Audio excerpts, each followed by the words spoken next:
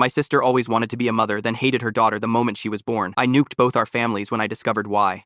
My sister Emma had been obsessed with becoming a mother since we were kids. She'd carry around baby dolls everywhere, insisting on feeding them and changing their pretend diapers while I played with action figures. By her 20s, she'd turned that childhood dream into an all-consuming need. Emma tried for 3 years to get pregnant with her husband Mark, spending thousands on fertility treatments and specialists. She tracked ovulation cycles, took supplements, eliminated caffeine, did yoga, anything that might help. When she finally got pregnant at 29, Emma was ecstatic. She documented every week with photos and videos, bought baby clothes at 5 months, painted the nursery pink when she found out it was a girl. She named her Sophia before she was even born and talked constantly about all the things they'd do together. The pregnancy was textbook perfect. No complications, no morning sickness, just pure joy and anticipation. Emma glowed with happiness right up until delivery day. I was in the waiting room with Mark and our parents when Sophia was born, all of us excited to meet the baby Emma had wanted so desperately. But when they brought Sophia out for us to see, something was immediately wrong. Emma barely looked at her daughter. She kept her face turned away when the nurse tried to hand her the baby, making excuses about being tired from labor. I thought it was just exhaustion, but her behavior got stranger over the next few days. Emma wouldn't hold Sophia unless someone specifically asked her to, and even then she'd hand her back within minutes. She never smiled when looking at her daughter, never cooed or talked to her like new mothers do. Mark seemed confused but blamed it on postpartum blues. Our mom suggested Emma just needed time to adjust, but I noticed things that didn't add up.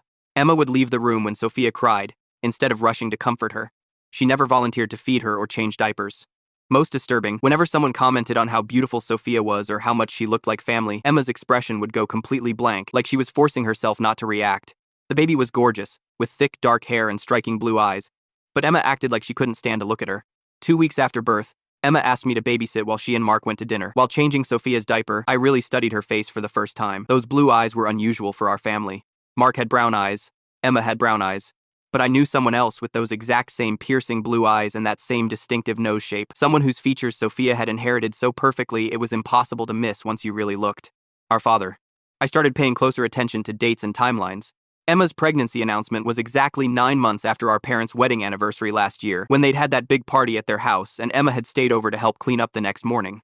I confronted Emma that weekend when Mark was at work. She broke down immediately and confessed everything. She'd been having an affair with our dad for over a year.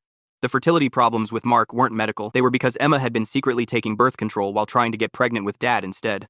When Sophia was born looking exactly like him, Emma realized she couldn't hide it anymore. That's when I discovered what my sister and father had done to both our families. I throw Emma out of her house the moment the words leave her mouth. My hands are shaking so badly I can barely grab my keys. "Get out," I tell her, my voice eerily calm despite the hurricane raging inside me. "This is Mark's house too, and you've violated everything about your marriage. You don't deserve to be here when he finds out." Emma crumples to the floor, sobbing. "Please, you can't tell him. You can't tell anyone. Think about Sophia. Don't you dare use that baby's name." I snap, suddenly finding my rage. "You didn't think about her when you were sleeping with our father. You didn't think about her when you were secretly taking birth control while Mark was spending thousands on fertility treatments." I grab my phone and call my father while staring at Emma, who's still on the floor. "Meet me at my apartment now. Don't ask questions. Just be there in 30 minutes. He agrees too quickly, probably thinking this is about something mundane. I end the call and look at my sister, this stranger wearing Emma's face. "When did it start? Exactly when?" I demand. Emma wipes her nose with the back of her hand. "Mom and Dad's anniversary party last year. I stayed to help clean up the next morning, and everyone else had left." "You were alone with him and what? He suddenly decided to seduce his own daughter?" She shakes her head. "It wasn't like that. He'd been attentive for months before, complimenting me, texting me privately, finding reasons to touch my shoulder or hug me longer than normal. I was vulnerable because of all the fertility failures with Mark. Dad made me feel special, desired. The disgust I feel is physical, like something crawling under my skin. I have to go. Don't be here when Mark gets home from work. I'm calling him next." I drive to my apartment in a daze, nearly running a red light. My father's car is already in the parking lot when I arrive. He's waiting by my door with a concerned expression that makes me want to vomit. "What's going on?" he asks, as I unlock my apartment. "You sounded upset on the phone." I walk inside and turn to face him. "I know about you and Emma." His face doesn't change immediately, but I see the calculation happening behind his eyes, weighing his options. "I don't know what you're Sophia has your eyes," I interrupt. "Your exact eyes. Your nose, too. And Emma just confessed everything to me." He sinks onto my couch, suddenly looking older. "It's complicated." "No, it's really not. You pursued your own daughter. For how long?" He stares at his hands. "About a year and a half. She was struggling with not being able to get pregnant. I was just trying to comfort her at first." "Comfort her? By sleeping with her? By getting her pregnant while she was married to another man?" "We fell in love," he says, as if that explains everything. "It wasn't planned." I laugh, a hollow sound even to my own ears. "So you accidentally had an affair with your daughter for over a year? You accidentally impregnated her? You accidentally created a child who will forever be the product of incest?" The weight of what I've discovered hits me again. Sophia, my niece, My father's daughter, my sister's daughter, is both my niece and my half-sister. The family tree is permanently twisted. I need to go see Mom, I say suddenly. She needs to know what kind of monster she's married to. My father stands up, panic crossing his face. Please, let me talk to her first. This will destroy her. You should have thought about that before you destroyed our entire family. I leave him standing in my apartment and drive to my parents' house. My mother notices something is wrong the moment I walk in. She's always been attuned to my moods. What happened? She asks, putting down her gardening magazine. You look terrible. I sit beside her on the couch, trying to find words that won't shatter her completely. There are none. Mom, I need to tell you something about Dad, something unforgivable. Her face changes, a flash of knowing crossing her features before resignation settles in. It's about Emma, isn't it? I stare at her, shocked. You knew? She shakes her head slowly. Not exactly. I suspected something wasn't right. The way he looked at her changed. He started finding reasons to be alone with her. His phone was always locked. He'd get defensive if I asked where he was going, but I never imagined. Her voice breaks. Please don't tell me what I think you're going to tell me. I take her hands in mine. Sophia is Dad's biological daughter. He and Emma have been having an affair for over a year. My mother's body seems to collapse inward. She makes a sound I've never heard before, something between a moan and a scream, but muffled like she's trying to contain it. I suspected he was having an affair, she whispers. But with Emma, his own daughter? Our grandchild is. She can't finish the sentence. I hold her while she cries, feeling numb. After a while, I call Mark. Can you come over to my parents' house? It's an emergency about Emma and Sophia. He arrives 20 minutes later, looking worried. What's going on? Is Sophia okay? I lead him to the kitchen, away from my still sobbing mother. I pull out my phone and show him the photos I took of Sophia yesterday, side by side with old photos of my father at various ages. Look at the eyes, the nose, the shape of the jaw. Mark stares at the pictures, confusion slowly morphing into horror. What are you saying? Emma and my father have been having an affair. Sophia is his biological daughter. Mark grips the counter, knuckles white. That's impossible. We tried for years to get pregnant. Emma was secretly taking birth control. She wanted to have my father's baby, not yours. His face drains of color. I want a paternity test, right now. 3 days later, we get the results. Mark isn't Sophia's father. My father is. The DNA doesn't lie, even when everyone else has. Mark sits in my living room, the papers clutched in his hand, his world completely shattered. What am I supposed to do now? That little girl, I love her. I thought she was mine. She can still be yours, I say softly. Biology isn't everything, but we both know nothing will ever be the same. Our family has imploded, leaving only wreckage behind, and somewhere in this mess is an innocent baby who didn't ask to be born from such a twisted situation. I make a silent promise to Sophia that no matter what happens, I'll make sure she's protected. She shouldn't have to pay for the sins of her parents. The aftermath hits like a tsunami. Mark files for divorce 3 days after getting the paternity test results, and he specifically names my father in the paperwork. I'm with him when he meets his attorney, a stern woman with silver-streaked hair, who doesn't even flinch when Mark explains the situation. We'll cite adultery and name your father-in-law as co-respondent, she says, typing notes with sharp, angry keystrokes. The court needs to understand the full context. Mark just nods, hollow-eyed. He hasn't slept since finding out about Sophia. What about custody? He asks quietly. Given the circumstances, we'll pursue full custody. The court won't look favorably on a mother who conceived a child through incest while married to another man. I watch Mark's hands tremble as he signs the paperwork. Despite everything, I know he loves Sophia. He's been her father in every way that matters for the first months of her life. Meanwhile, my mother moves out of the family home the same week. She shows up at my apartment with 2 suitcases and eyes that look permanently swollen. I can't stay there, she says, sinking onto my couch. Everything reminds me of him. 43 years of marriage, and he was capable of this. She stares at her wedding ring, then twists it off and drops it on my coffee table with a small final clink. Emma calls me 17 times before I finally answer. She's staying with a friend, having been effectively banished from her own home. Please, she begs, her voice raw from crying. Everyone's abandoned me. Mom won't talk to me. Mark's lawyers won't let me see Sophia. I know what I did was wrong, but I'm still your sister. Are you? I ask coldly. Because sisters don't sleep with their father and pass off the resulting child as their husbands. I made a terrible mistake, she sobs, but I need my family now more than ever. I hang up, unable to offer the comfort she's seeking. The betrayal runs too deep. My father, meanwhile, has the audacity to try justifying his actions. He shows up at my workplace a week after everything exploded, waiting by my car in the parking lot. We need to talk, he says, looking disheveled in a way I've never seen before. His normally immaculate appearance is gone, replaced by wrinkled clothes and several days of stubble. There's nothing to talk about. Emma and I love each other, he insists, following me as I try to unlock my car. It wasn't planned, but what we have is real. I turn to face him, disgust churning in my stomach. She's your daughter. You raised her. You changed her diapers. You taught her to ride a bike. And then you seduced her when she was vulnerable. That's not love, it's predatory.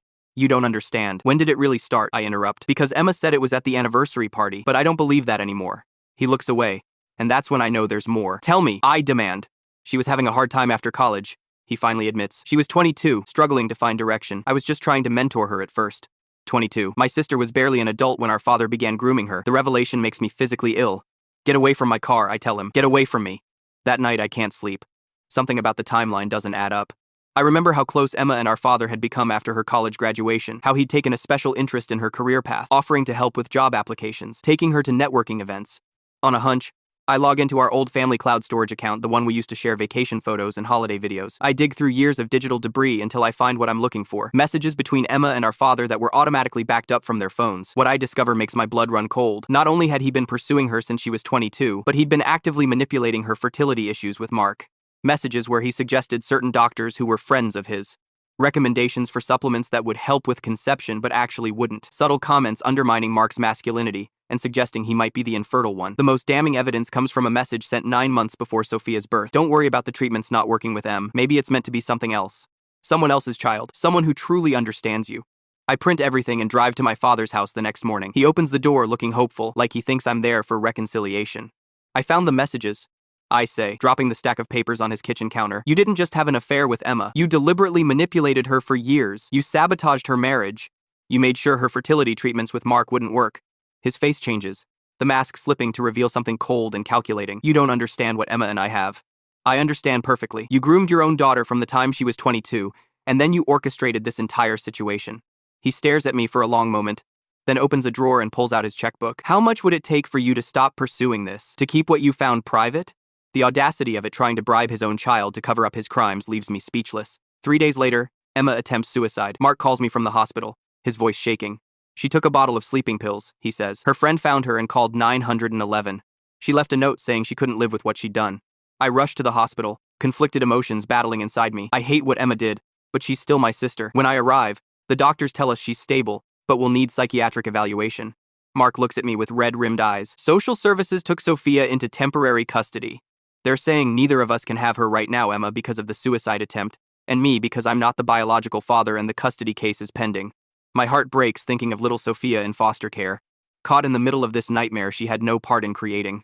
I'll fight for her, Mark says, determination hardening his features. I don't care about biology. I'm her dad.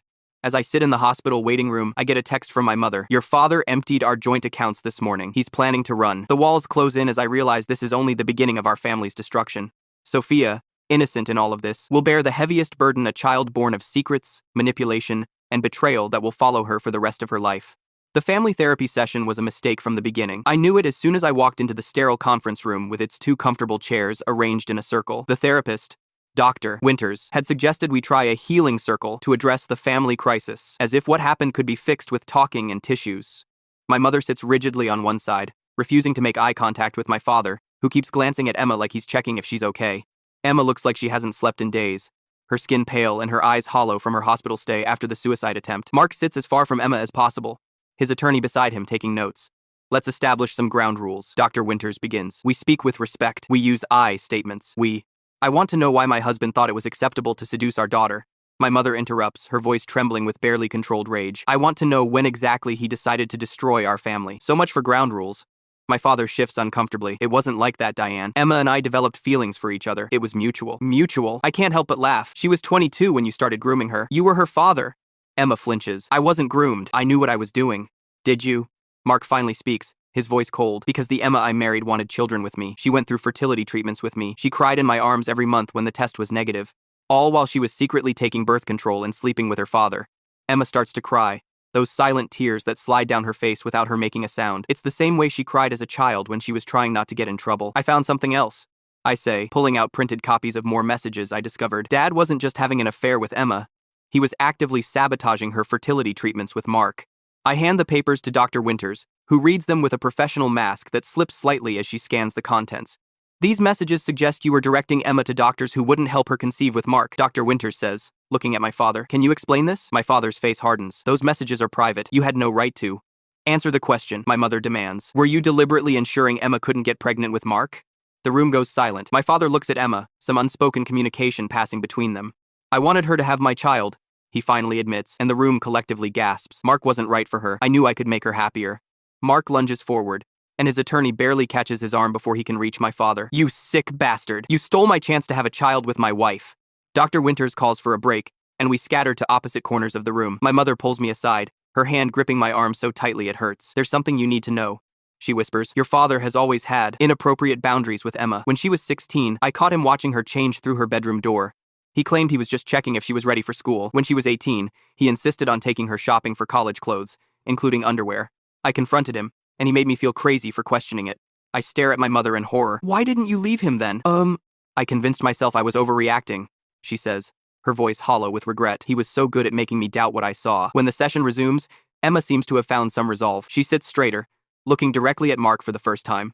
I need to tell the truth, she says. The affair with Dad. It was exciting because it was forbidden, because it felt like I was special, chosen. He made me believe Mark was the reason we couldn't conceive. He told me I deserved to be with someone who could give me a child. My father interrupts. Emma, you don't have to. Yes, I do, she says firmly. You manipulated me. You knew how desperately I wanted a baby, and you used that. You convinced me to secretly take birth control while trying with Mark, telling me it was protecting me from the toxic fertility treatments. Mark's attorney is writing furiously, and I can see my father's face darkening with each word Emma speaks. When I got pregnant with Sophia, you were thrilled, Emma continues. You paid for private doctors who wouldn't ask questions. You had me tell Mark it was a miracle from all our trying. The next day, I arrange a meeting at my apartment with both families present. Mark brings his parents, who look shell-shocked and keep glancing at me like I might be contaminated by association. My mother sits with Emma's in-laws, united in their disgust for my father, who refused to attend after his attorney advised him to avoid further confrontations. Mark stands in the center of my living room, holding a manila folder. I found these in Emma's desk drawer, he says, pulling out a series of prescription receipts. Birth control pills filled monthly for the past 3 years, including during all our fertility treatments. Emma doesn't deny it. She sits with her hands folded in her lap, accepting each revelation like she's being sentenced. My mother gasps suddenly, pulling out her phone. I just got an alert from our joint investment account, she says, her voice shaking. Your father withdrew $50,000 last week. The description says, fertility clinic payment. He paid for Emma's treatments with Sophia, I realize aloud. He was funding the whole thing behind everyone's backs. Mark's father, a usually quiet man, speaks up. Our family lawyer says this situation may constitute criminal fraud. The deliberate deception, the misuse of marital funds for an illicit purpose, the paternity fraud. Emma looks up, panic crossing her face. Criminal charges? But Sophia. That's what I need to talk about, Mark interrupts. I've spoken with my attorney. I'm filing for full custody of Sophia. Emma begins to protest, but Mark continues, his voice steady. Not because of biology. I don't care about DNA. I love that little girl, and I've been her father from day one. But you and your father created this situation through deliberate deception and manipulation. Neither of you is fit to raise her. Emma collapses into tears, but this time they're different. Not manipulative, but genuine grief as she finally seems to understand what she's done. Later that evening, after everyone has gone, Emma stays behind. She sits on my couch looking smaller than I've ever seen her. I think I'm starting to see it now, she whispers. How Dad groomed me all these years. How he isolated me from Mark, from you, from Mom. How he made me believe our relationship was special and not what it really was. I sit beside her, not touching her, but close enough that she knows I'm listening. I don't know who I am anymore, she continues. Everything I thought was love was just manipulation, and now I might lose Sophia too. You need help, Emma, I tell her gently. Real help. Not from Dad, not from me, but from professionals who can help you understand what happened and how to move forward. She nods slowly. Do you think Mark will really get full custody? I think he's the only one who's consistently put Sophia first in all of this. I answer honestly. And yes, I think he has a very good chance. As Emma leaves, I feel the weight of everything that's happened settling onto my shoulders. Our family will never be the same. Sophia will grow up with questions we'll eventually have to answer. But at least the truth is finally out, and maybe that's the first step toward whatever healing is possible from here. The courtroom is silent as the judge delivers her ruling. I squeeze my mother's hand, watching Mark's face for any reaction. He remains stoic, but I can see the slight tremor in his jaw, the only indication of the storm inside him. After reviewing all evidence and testimony in this case, the court grants full custody of Sophia Elizabeth Wilson to Mark Wilson, with supervised visitation rights for Emma Lawson to be determined at a later date. Emma makes a small, strangled sound beside her attorney. She's lost weight since entering therapy 3 weeks ago, her clothes hanging loosely on her frame. The judge continues outlining visitation schedules and legal requirements, but all I can focus on is the relief washing over Mark's face as he finally allows himself to breathe. Outside the courthouse, reporters hover like vultures. Our family's implosion has become front-page news in our community. The respected businessman who impregnated his own daughter, the wife who was deceived for decades, the husband who's raising another man's child. The headlines are salacious, but they miss the human devastation beneath. They're calling it the custody case of the decade, my mother murmurs as we hurry toward the parking garage, as if this is entertainment and not our lives. Emma's therapist recommended an intensive treatment program specializing in codependency and trauma recovery. She checked in the day after the court ruling, finally acknowledging how deeply my father had manipulated her from such a young age. I spoke with her counselor yesterday. I tell my mother as we drive away from the courthouse, they're focusing on helping her understand the grooming process. How Dad systematically isolated her and created this false reality where their relationship seemed normal. My mother nods, staring out the window. 27 years of marriage, and I never truly knew him. How is that possible? The criminal charges against my father came as a shock to everyone except his attorney. The financial fraud was extensive, Not just the fertility clinic payments, but years of hidden accounts and manipulated tax returns. The prosecutor believes he'd been planning his escape with Emma for over a year, siphoning money into offshore accounts. Mom, I've been thinking about something. I say carefully. I want to set up a trust fund for Sophia, something she can access when she's older, for college or whatever she needs. That's a wonderful idea, my mother says, reaching over to squeeze my hand. She shouldn't suffer for any of this. My mother filed for divorce the day after my father was arrested. Her attorney is seeking half of all assets, including those my father tried to hide. The judge froze everything pending the outcome of the criminal case, leaving my father relying on a court-appointed defender. I never thought I'd be starting over at 65, she says with a sad smile, but I'd rather be alone than live another day in that house with all its secrets. 6 months later, we gather at Mark's house for Sophia's first birthday. The atmosphere is strained, but hopeful. Emma is there, looking healthier after completing the first phase of her treatment program. She interacts with Sophia under the watchful eye of the court-appointed supervisor, carefully maintaining appropriate boundaries.